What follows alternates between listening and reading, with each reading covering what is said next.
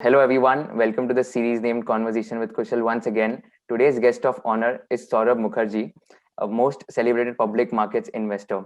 Well, he doesn't need any introduction, but just to complete the formalities, I'd like to take a minute and introduce him. Saurabh is an author and an entrepreneur. He is the founder and chief investment officer at Marcellus Investment Managers and former CEO of Ambit Capital. He was educated at the London School of Economics, where he earned a BSc in economics with first class honors and MSc in economics.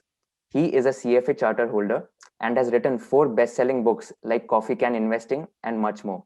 Thank you so much, Saurabh, for accepting my invitation and coming up on the show. It's pleasure having you over here. Thanks for inviting me, Kujal. Pleasure to be here. Yeah, thank you so much. So, Saurabh, may you quickly brief us about your journey, and then we can take the further questions ahead. I mean, look, it's a journey of a regular, middle class professional in any country. So my parents migrated to the UK when I was in my early teens, and then I finished my schooling there. I applied to the LSE, was lucky enough to get a place there. Once I'd finished my studies there, became an economist. After a couple of years of economic consultancy, I felt that there was more to learn in the world of business. So I joined the management consultancy, which used to be called Anderson Consulting. It got renamed Accenture. Then after 4 years in Accenture, I entered the financial markets. I co-founded an equity research firm in London called Clear Capital. Okay. We used to specialize in small cap stocks, and our clientele was local fund managers, local family offices in London and Scotland, and so on. Jan 2007, the company was profitable. We'd made a bit of a name for ourselves in the UK. Jan 07, we did some maths and we realized that the British financial system is going to blow up. So we spent 7-8 months, helping our clients understand which banks, which NBFCs will blow up, why will they blow up. We got our clients out. We then put the company up for sale. And luckily, in the early months of 08, Clear Capital got sold. Okay. May 2008, my wife and I migrated to India, to Mumbai. And that was my entry into India. We spent a couple of years reading annual reports, understanding how listed company promoters steal money from minority shareholders, from the banking system. And then in 2010, Ambit came knocking. Ambit asked me to become their head of equities. And over the next 8 years, 2010 to 2018, I first worked in Ambit in the equities franchise, then in wealth management, asset management. By 2018, I'd become the CEO of Ambit. I'd spent a decade in India. So I thought it's time to see if I can set up something on my own. So 2018, Marcellus Investment Managers was born. So around 2.5 years ago. And it's been a great journey since then. We manage now around 6,000 crores of equity assets for around 4,000 Indian families, Kushal. And, we try our best to compound their assets using the books that you referenced. And so far, so good. It's been a lot of fun living, working, and seeing India grow in front of my eyes. Amazing. Sounds very amazing. And congratulations for the amazing achievement of crossing an AUM of 6,000 crores as well in a span of 2 years. We haven't crossed it as yet. We're approaching 6,000. We're probably at the 5,700 type mark at the moment. Okay. All right. So yeah, even that is a very big thing in a span of 2 years. So Saurabh, you said that you shifted from economics to finance after 4 years of reading economics. So I'm just curious to understand, how did your interest generate in the field of investing? So look, even in economics, I used to be a microeconomist. So macroeconomists forecast GDP and exchange rates and so on. I never had that much faith in the macro piece of it. So I was a microeconomist. Microeconomist job is to understand comparative advantage, understand how companies are, why is one company better than another, understand pricing and corporate strategy. So that was a big subject of interest through my LSE years. And as I said, immediately after graduation, I worked as an economics consultant for a couple of years. That's what actually led me to say, well, why not look at corporate strategy as a management consultant rather than as an economist, which is why I entered Anderson Consulting as a management consultant. Okay. And then after being a management consultant, I realized, hang on, the best way to make money from understanding corporate strategies as a fund manager. And that's how in 2003, I quit my job in consulting and taught myself. The only thing I had to teach myself was accounting and valuation. So I enrolled on the CFA program. Right. became a CFA charter holder. That taught me accounting and valuation. I Mm. combined that with what I had learned on competitive advantage in economics. Mm. And honestly, that is all you need to be an investor. If you can Right. understand competitive advantage, arguably the hardest thing to understand in corporate life is competitive advantage. Okay. Uh, Valuation, whether it's DCF or any other form, is relatively easy. And Mm. Mm. accounting, finance and accounting, reading P&L balance sheet is actually quite a straightforward thing. So if you can Right. combine these three things, valuation, accounting, and corporate strategy analysis, Mm. you're there, right? And then it's just a question of deepening your knowledge. So the entry into investing came first via economics, then via management consultancy, and Mm. only then did the penny drop on me at the age of 27 that Mm. hang on, I can use all of this in the stock market to make money. Right. Glad to hear that. So now you like entered into the field of investing. So can you just discuss your broad framework or line of thought while evaluating any opportunity in terms of investing in any specific stock? Sure. So in a way, in a way carries on from how I'd learned about investing in the first place. Mm. So the first thing we do is in Marcellus we focus on accounting quality, right? Right. So it's especially useful in India because the level of audited accounts and listed companies is actually quite poor. Mm. So we have 12 chartered accountants in Marcellus. Okay. We are heavily long on the Indian chartered accountant community, Mm. right? So Thank you. the CAs in our team, have a forensic framework which is laid out in chapter 10 of Unusual Billionaires, Okay. and we apply that to understand whether the listed entities accounts actually believable or whether they are fake. Okay. Around 70% of listed company accounts fail our tests. So that's the first layer of elimination. All right. The second thing we try to do is understand capital allocation, right? Mm. Now, you can go deep into corporate strategy and capital allocation, but the simplest way to explain it and understand it is to look for companies whose return on capital is consistently above their cost of capital. So Right. if you assume cost of capital on average for listed entities is 15%, Mm. we're looking for companies whose return on capital is consistently above 15%, right? So that's the Right. second screener. Astonishingly few companies pass this screen. So if Okay. you look at the Nifty 50, Mm. in the Nifty 50, barely seven companies Mm. in the last 10 years have been able to consistently generate return on capital above cost of capital, right? Okay. It's a All very right. difficult test to pass. So Mm. once you've looked at accounting, then you've looked at capital allocation, Mm. Mm. you're left with, in the entire Indian stock market, you're left with 70, 80 companies.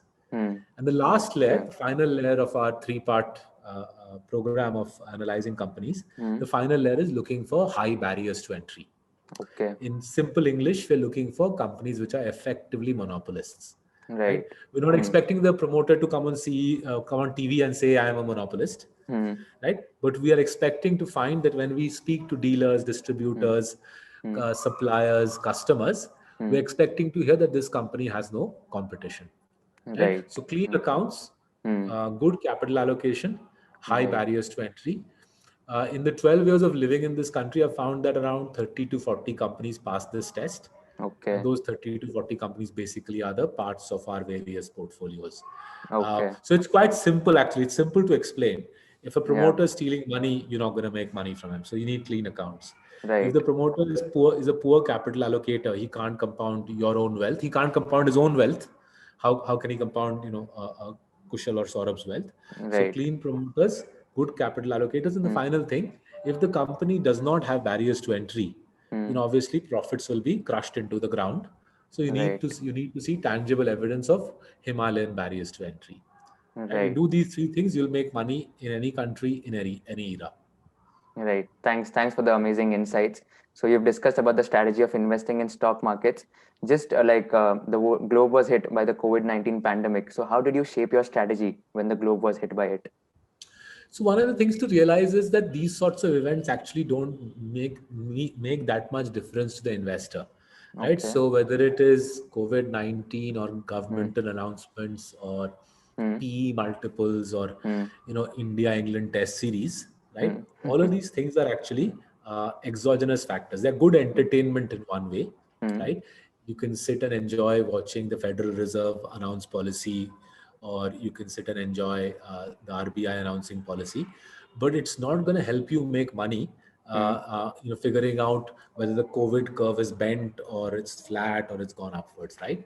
All Right. you need to do is figure out that if others are panicking needlessly Hmm. because of factors like COVID or whatever, budget deficit or central bank policy, if Hmm. others are panicking needlessly and they are driving prices into the ground, then Hmm. you and I can take advantage of that Hmm. by loading up heavily on companies who pass those three tests: Right. cleanliness, good capital allocation, and dominant franchises. Right, and the Right. reverse is also true. If Hmm. others are getting needlessly overjoyed about Hmm. some irrelevant macroeconomic announcement, Hmm. then you should think about paring your position back there, right? Right. So Right. what you should not be doing is say, I'm going to buy a stock because of COVID, or I'm going to sell a stock Hmm. because of COVID, right? Hmm. So just to take an example, January, February, March, Bajaj Finance fell 70%, Right. right? Yeah. Now, there was no difference. It's not as if Bajaj Finance suddenly became a weaker franchise on 30th March compared to 1st January 2020, right? Right. In April, when we did the channel checks, Hmm. we realized that Bajaj Finance in April 2020 is an even more dominant franchise than it was on 1st Okay. January, because Okay. the competition's access to funding had been thoroughly crushed. Hmm. And in April, May, courtesy the RBI easing policy, we saw in the Indian money market that Bajaj Finance was getting access to funding in the money market at Hmm. 4.5%, Okay. meaningfully lower cost of funding than 1st January. So we discussed as a team that should we allow the 70% correction in Bajaj Finance to reduce our position? Because remember, Hmm. if you had 100 rupees position in Bajaj Finance, Hmm. after the correction your position is 30 rupees, right? Right. So should we allow it to be 30 rupees or should we take it back to 100? Hmm. And after discussing it through April, speaking to the distributors of Hmm. various NBFCs, DSAs rather, people who originate loans for NBFCs, Hmm. we said that hang on, we should triple the position. Okay. So we should take it back to 100. So from 30, so it had gone from 70 to 30. So it had Right. gone from 100 rupees to 30, Hmm. and we took it back from 30 to 100 in late April, right? A lot of people Right. said, "Boss, this is nerves of steel and so on." Honestly, it doesn't feel like that to us because we've done this for now 17 years. So this is Yeah. our job, right? We don't get emotional about it. We don't get happy or sad about it. This is what we do. Now, then when Bajaj Finance rallied, Hmm. people said, Kamal ka call tha. But again, it doesn't Yeah. make us feel happy or sad. This is life. This is our job. Similarly, when the market corrected, whatever, 5-6% in January, Hmm. we didn't really lose any sleep. Nor did Right. we get wildly excited after the budget that the markets rallied by Yeah. 7%. Right. Right. So you sort of, you build a mindset where what people are discussing and macro and COVID and so on, you render it irrelevant Hmm. from your analytical perspective. Hmm. You just take note of it as to is it giving me great companies at a bargain, Hmm. in Hmm. which case you gobble it up. Right. And if it's inflating the share prices of companies needlessly, you Hmm. pare back your position. Right. Get it. Get it. So, Saurabh, we spoke about entering into the stock markets, investing into the stock markets. So, I just want to ask you about the exit strategy of any particular stock. A lot of analysts tell us when to enter into a particular stock. So, what is your exit strategy? When do you exit from any particular stock? So Kushal, it's the reverse of the entry strategy, right? So Hmm. remember, why are we entering stocks? Because books are clean, accounts are Hmm. clean, Hmm.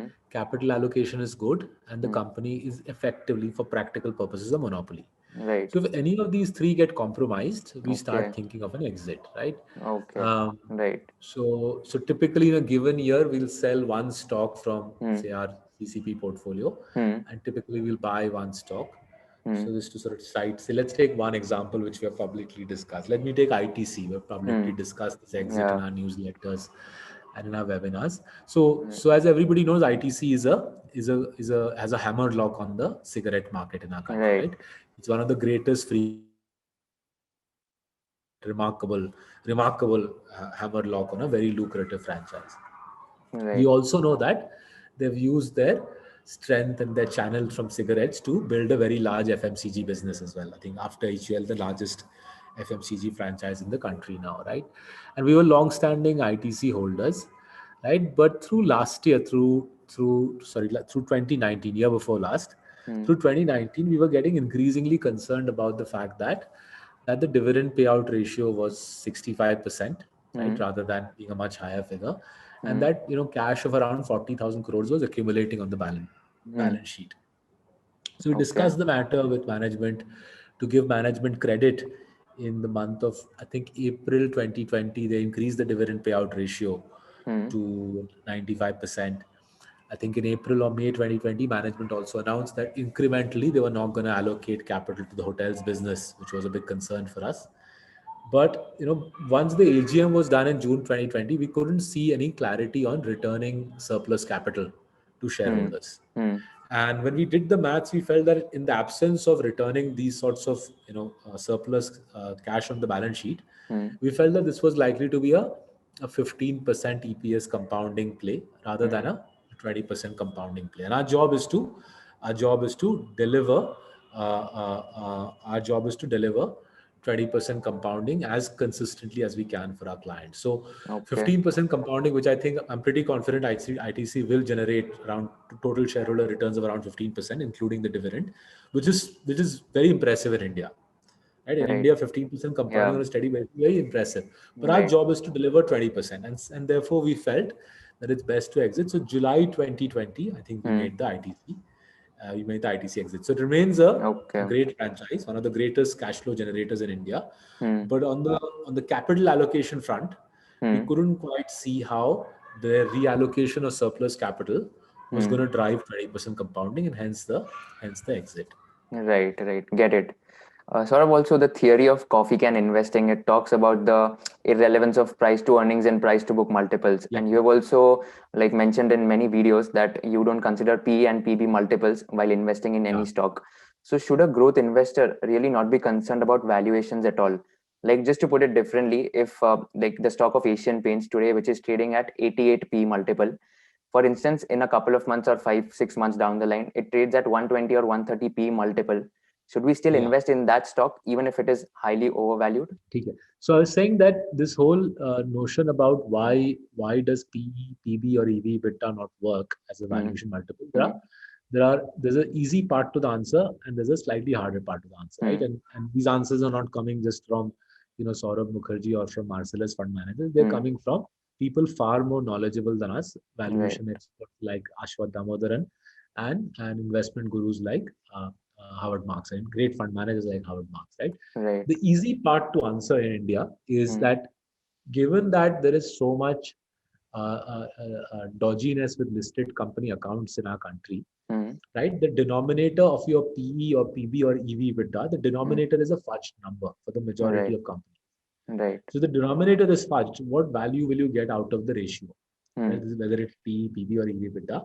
Indeed, if you look at the appendix of my book Coffee Can Investing, you'll see in the appendix that Rakshit, Pranav and I have shown that none of the three valuation multiples, PE, PB, EV, EBITDA, none of them have any correlation with 1, 3, 5 and 10-year returns. Right? Because the denominator itself is a fake number.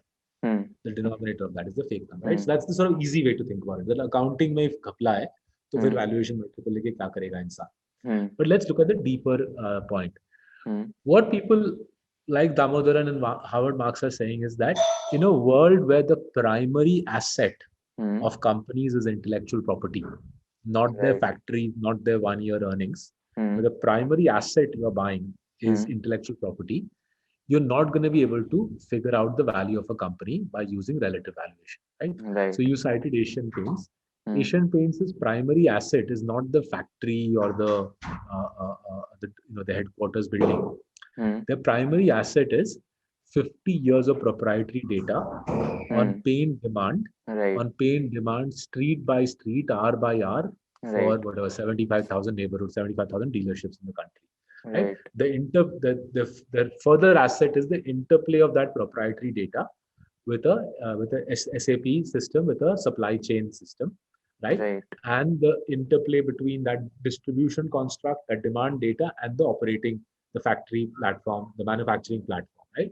That's what's giving them a working capital cycle of 8 days in an industry where the world number 2 operating in India has a working capital cycle of 110 days. Okay. Now, if you could value that intellectual property, mm, you are done. You have validation phase. Right right. now, we can't value that intellectual property. Right?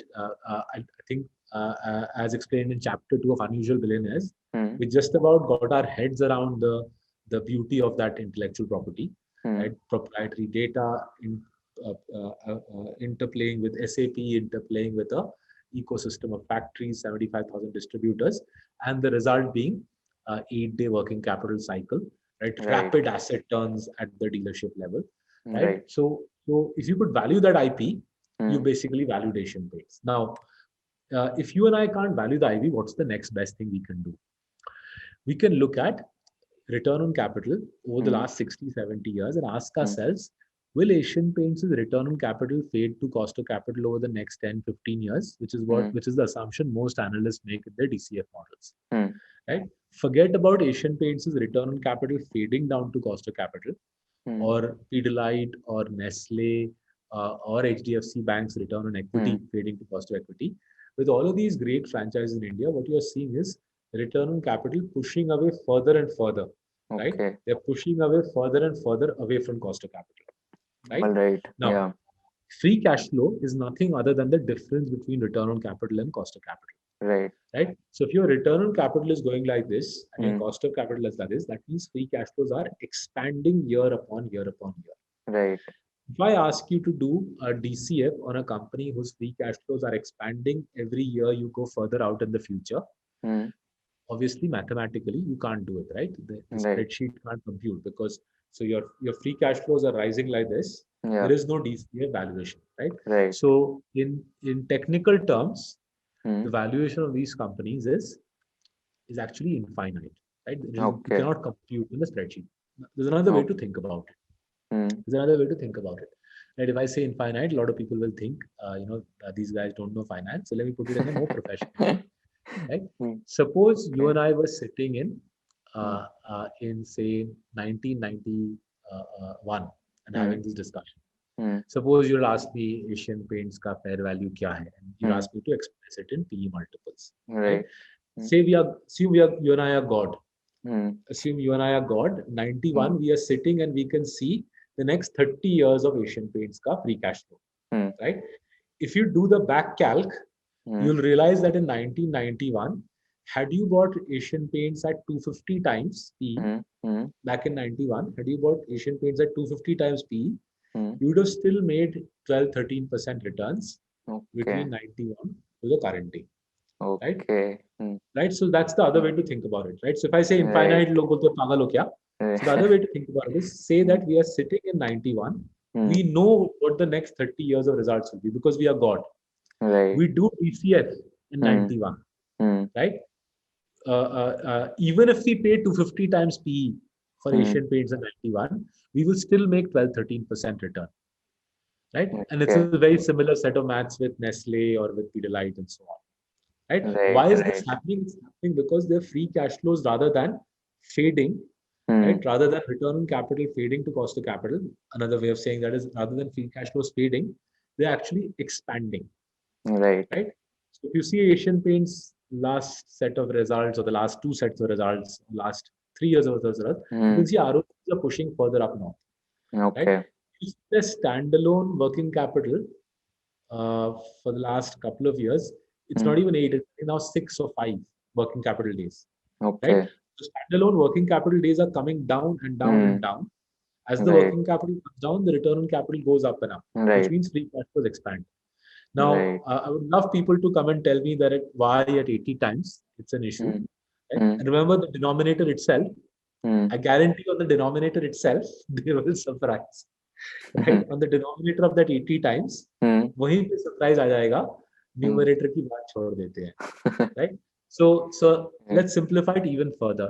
Any company which can grow profits at 20 to 30% mm, consistently, mm, they render PE multiples irrelevant, okay. right? Any company, not just Asian Paints and Nestle.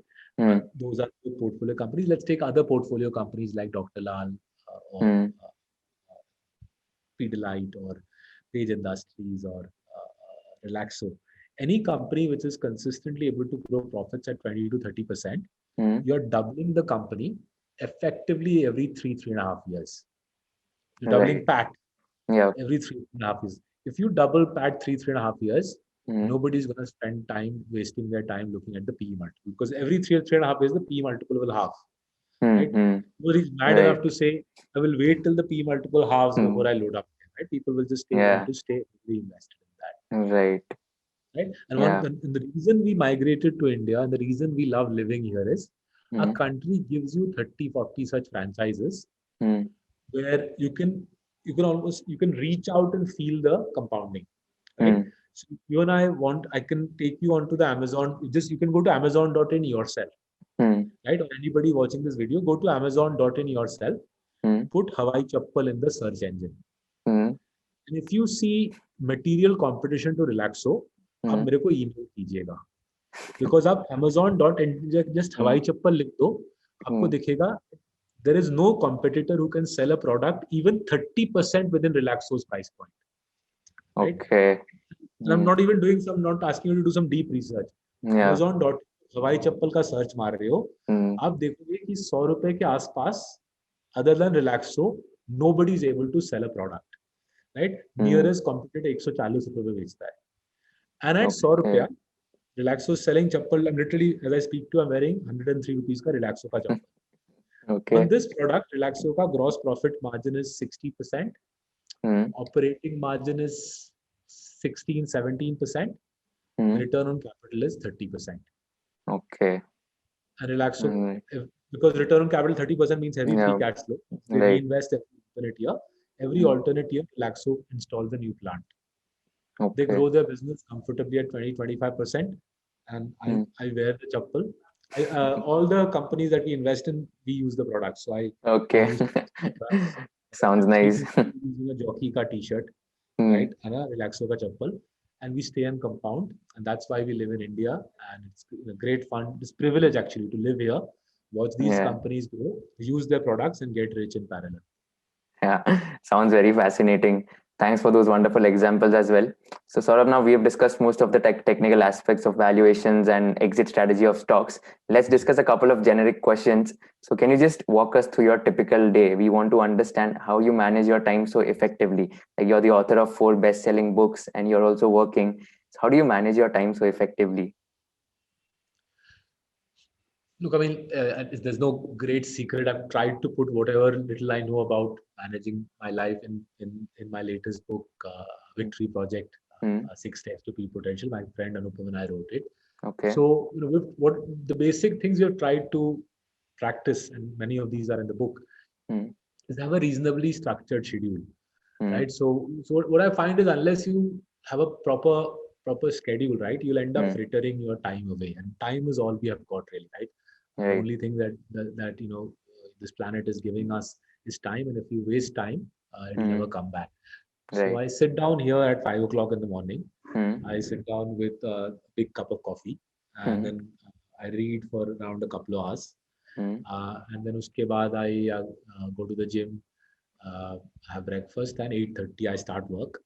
Okay. Typically mornings is for internal meetings in Marcellus, operations team, research team meetings take place in the morning. Chats with our analysts and managers, kabhi chats with our traders.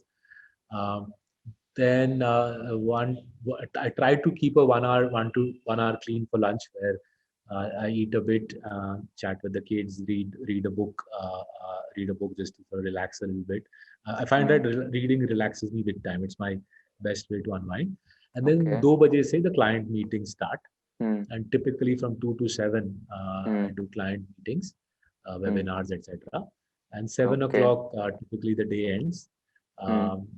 If there's nothing else, I go for a walk, chat with a few friends in the buildings adjacent to mine, Mm. and then 8 o'clock sit down, have dinner with the family. Read another hour before I go to bed, Mm. and try to get to bed by 10 o'clock. Because if I don't go Okay. to sleep at 10, otherwise waking up 5 o'clock next day. So it's a pretty boring life, but it's a life which No. works for us. We are regular middle class people. It's a life which works for us, and it's interesting occasionally. So most of the writing actually is done in the weekends or on Mm. flights Okay. or on holidays and so on. And I'm very fortunate that both in my erstwhile avatar and in my current avatar, I'm surrounded by other people who are brilliant analysts, great writers, great thinkers, because a lot of the ideas actually come from them. You get to see me writing the book, but a lot of the ideas come from them.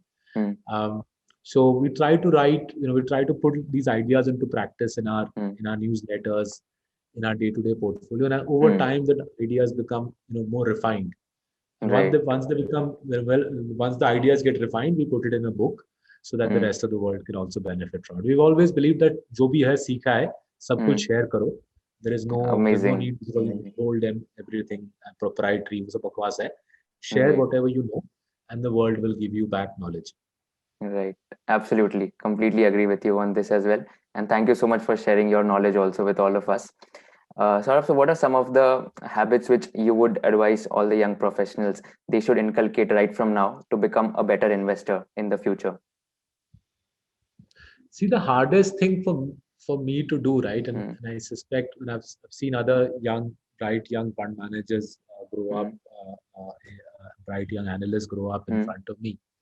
The hardest thing is the ability to ignore everybody else, because it's very difficult to do, right? Especially in this age of social media, you tend to believe that whatever is being said in the press or by senior people, by global legends in fund management, or by company management, you tend to see it as the gospel truth. So the earlier in your life you learn to ignore other people, including me, the earlier in your life you learn to ignore other people, and the earlier in your life you learn to think for yourself, the more successful you will be at this job, right? And it's easier as you get older because you build confidence in your own view of the world. When I was in my 20s, I used to be incredibly insecure. Like everybody else, I used to read up what other fund managers are doing. I used to try to copy them, but that doesn't quite work.